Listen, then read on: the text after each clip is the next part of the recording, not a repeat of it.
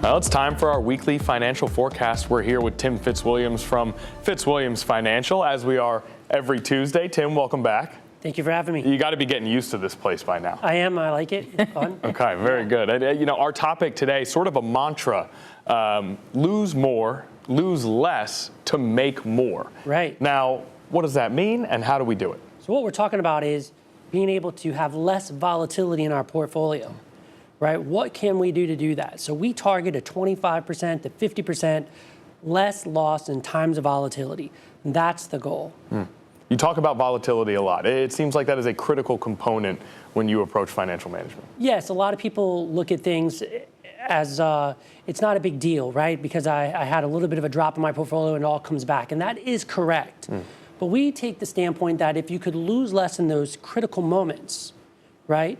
If you could lose less in those moments, then you should have more overall. Yeah. And that's the whole idea, is to have less volatility so that you can have more. And then as you go, how much of the success maybe depends on market returns versus your savings rate? Yeah, absolutely. I think there's three things that really matter in this equation, and it's the capital to invest, having the time of investments, and then, of course, your return. Yeah. And you may have two of those three things, so maybe one of those other things you're going to have to push a little harder, which tells us that if we're younger, then we have the time and the capital to put in, then we can take less risk for the capital growth side of it. Yeah. All three work in concert, I'm assuming. Yes. Is any one more important than the others?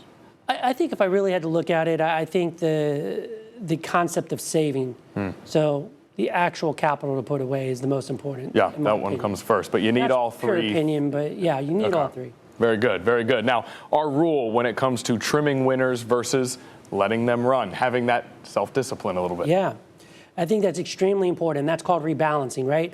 When you have a portfolio and it's based on your risk tolerance, let's say it's 60-40, and then something takes off and it does really well, which is great. Everybody's excited, but we need to sell and rebalance to get our risk tolerance back in line to what we originally agreed to. Yeah. And so we believe in that.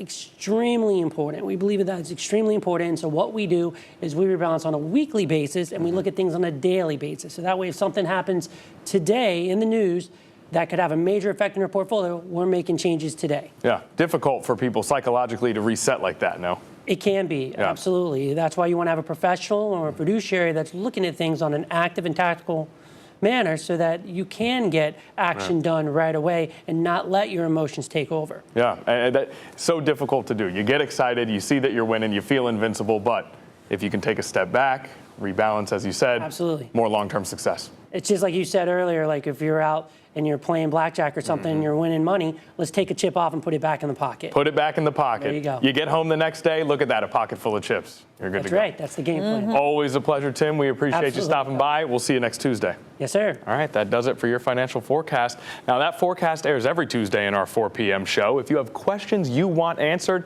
email us at financialforecast@13newsnow.com. We have yet to throw one at Tim that he hasn't been able to answer. We'll see if he can get you stumped at some point on one of these Tuesdays. I doubt it, though. I doubt it. All right, back to you, Jane.